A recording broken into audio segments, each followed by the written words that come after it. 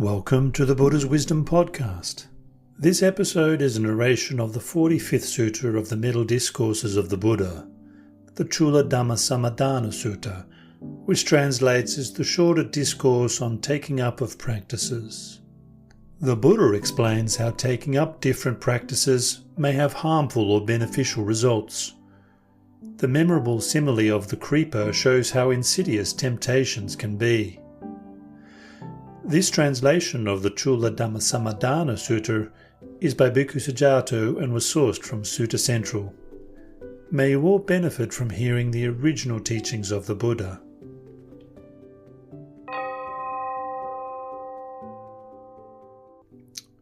The Cūḷadhammasamādāna Sutta, the Shorter Discourse on taking up practices. So I have heard. At one time the Buddha was staying near Savatthi in Jeta's Grove, Anathapindika's monastery. There the Buddha addressed the mendicants. "Mendicants!" "Venerable Sir," they replied. The Buddha said this: "Mendicants, there are these 4 ways of taking up practices." "What for?" "There is a way of taking up practices that is pleasant now but results in future pain. There is a way of taking up practices that is painful now and results in future pain. There is a way of taking up practices that is painful now but results in future pleasure. There is a way of taking up practices that is pleasant now and results in future pleasure." And what is the way of taking up practices that is pleasant now but results in future pain? There are some ascetics and Brahmins who have this doctrine and view. There's nothing wrong with sensual pleasures. They throw themselves into sensual pleasures, cavorting with female wanderers with jewelled bands in their hair. They say, what future danger do these ascetics and Brahmins see in sensual pleasures, that they speak of giving up sensual pleasures and advocate the complete understanding of sensual pleasures? Pleasant is the touch of this female wanderer's arm, tender, soft and downy. And they throw themselves into sensual pleasures. When their body breaks up after death, they're reborn in a place of loss, a bad place, the underworld, hell. And there they feel painful, sharp, severe, acute feelings. They say, this is that future danger that those ascetics and Brahmins saw.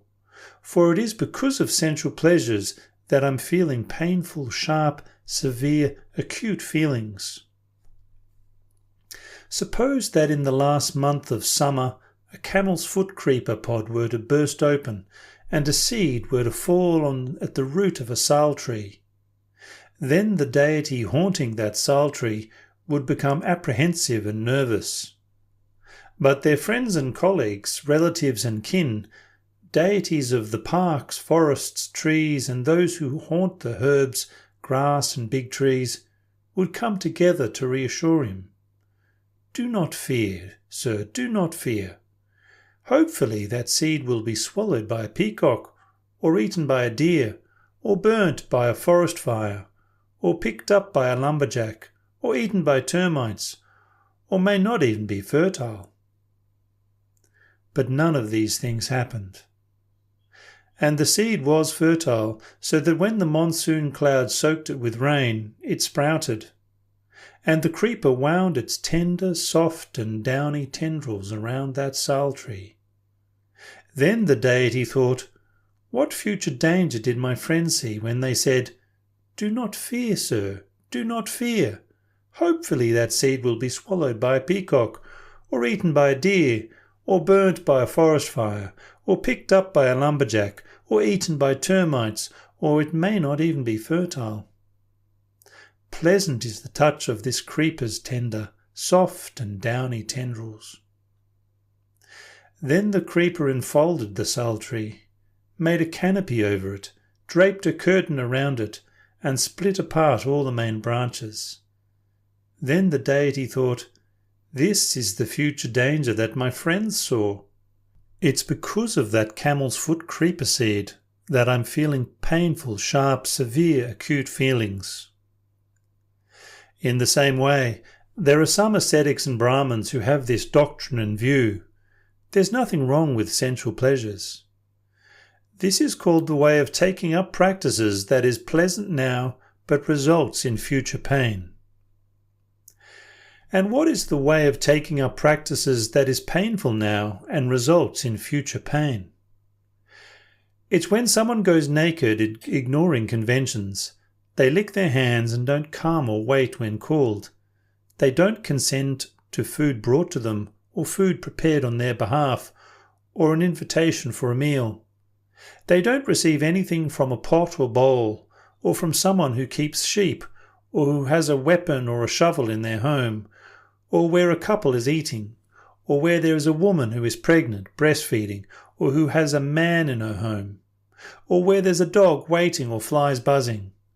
They accept no fish or meat or liquor or wine and drink no beer. They go just to one house for alms, taking just one mouthful, or 2 houses and 2 mouthful, up to 7 houses and 7 mouthfuls. They feed on 1 saucer a day, 2 saucers a day, or up to 7 saucers a day. They eat once a day, every second day, up to once a week, and so on, even up to once a fortnight. They live committed to the practice of eating food at set intervals. They eat herbs, millet, wild rice, poor rice, water lettuce, rice bran, scum from boiling rice, sesame flour, grass or cow dung. They survive on forest roots and fruits, or eating fallen fruit.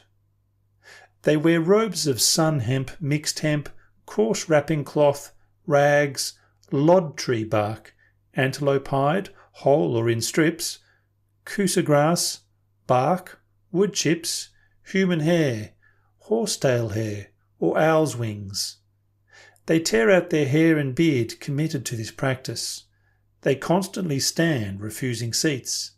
They squat, committed to persisting in the squatting position. They lie on a mat of thorns, making a mat of thorns their bed.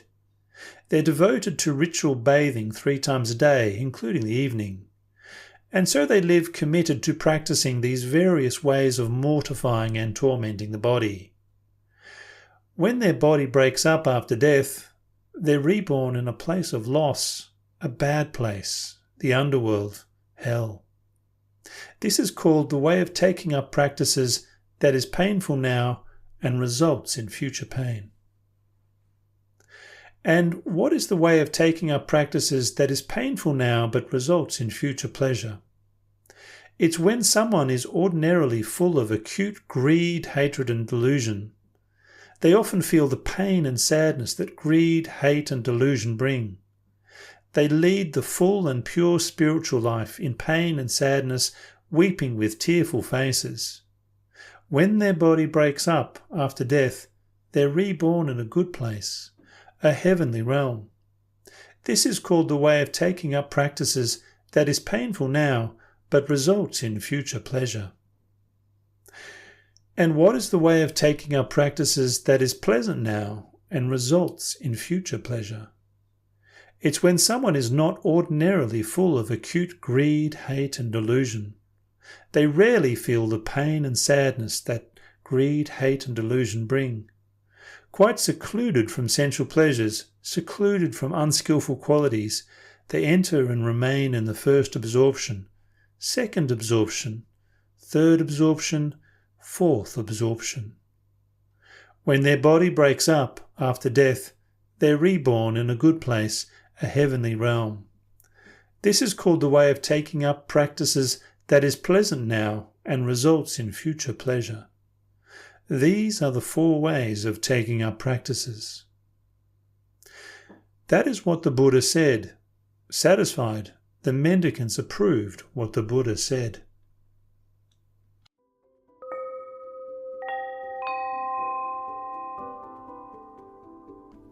This ends the Cūḷadhammasamādāna Sutta.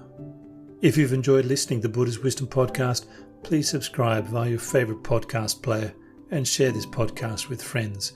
And if you'd like to find out more about the Buddha's Wisdom podcast, you can go to the everydaydhamma.net website and click on the Buddha's Wisdom podcast to find out more about previous episodes with the text versions of the sutta. Thank you for listening. May you all find happiness and peace.